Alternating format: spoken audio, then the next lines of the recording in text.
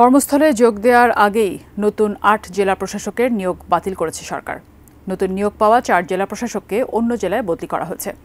DC নিয়োগ নিয়ে হট্টগোলের পরদিনই এই সিদ্ধান্ত এলো। এদিকে সচিবালয়ে অনাকাঙ্ক্ষিত ঘটনা তদন্তে স্বাস্থ্য সচিবকে প্রধান করে ১ সদস্যের কমিটি গঠন করা হয়েছে। আরিফ জামালের রিপোর্ট। ৯-১০ সেপ্টেম্বর ২ দফায় ৫৯ জেলায় নতুন ডিসি নিয়োগের প্রজ্ঞাপন জারি করে সরকার। এই নিয়োগের পর বিগত আমলে নিজেদের বঞ্চিত দাবি করে একদল কর্মকর্তা মঙ্গলবার জনপ্রশাসন মন্ত্রণালয়ে হট্টগোল করেন।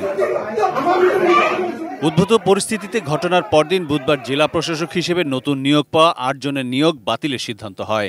জেলাগুলো হচ্ছে লক্ষ্মীপুর, জয়পুরহাট, কুষ্টিয়া, রাজশাহী, সিরাজগঞ্জ, শরীয়তপুর, দিনাজপুর ও রাজবাড়ী। ডিসি হিসেবে নিয়োগ বাতিল হওয়া এসব কর্মকর্তারা আগের কর্মস্থলেই থাকবেন। এছাড়া টাঙ্গাইলে ডিসি হিসেবে বদলি হওয়া কর্মকর্তাকে নতুন করে পঞ্চগড়ে, নীলফামারীর জেলা প্রশাসককে টাঙ্গাইল, নাটোরের জেলা প্রশাসককে লক্ষ্মীপুর এবং পঞ্চগড়ের জেলা প্রশাসককে নীলফামারী বদলি করা হয়েছে।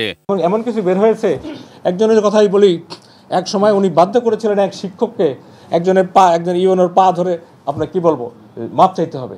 এতদিন পরে এই তথ্য হয়েছে, তাকে কি ডিসি রাখা যাবে?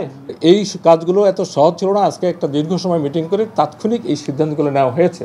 বুধবার সচিবালয়ে নিজের অফিসে জনপ্রশাসন মন্ত্রণালয়ের সিনিয়র সচিব বলেন, ডিসি নিয়োগ নিয়ে হট্টগোলের ঘটনা তদন্ত করে স্বাস্থ্য সচিব MA আকমল হোসেন আজাদের কমিটি ৭ কর্মদিবসের মধ্যে প্রতিবেদন জমা দেবে।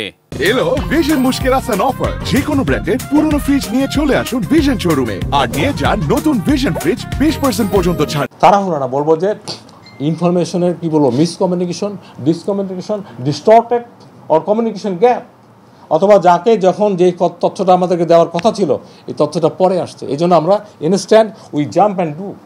আমরা কিন্তু ব্যক্তিগত এখানে কারো কোনো ইন্টারেস্ট নেই। এদিকে ব্রিফিংয়ের পর কর্মকর্তাদের একটি দল জনপ্রশাসন মন্ত্রণালয়ের সচিবের সাথে দেখা করতে তার রুমে যান। পরে সাংবাদিকদের সঙ্গেও কথা বলেন তারা। জেলা প্রশাসক হিসেবে ৫৯ জন কর্মকর্তাদেরকে প্রদান করা হয়েছে। তাদের অনেকের বিষয়ে আমাদের অভিযোগ রয়েছে, আপত্তি রয়েছে। যেহেতু এই সকল কর্মকর্তারা বিভিন্নভাবে বিগত সরকারের বিভিন্নভাবে সুযোগ সুবিধা নিয়েছেন, আশীর্বাদ পুষ্ট হয়েছেন।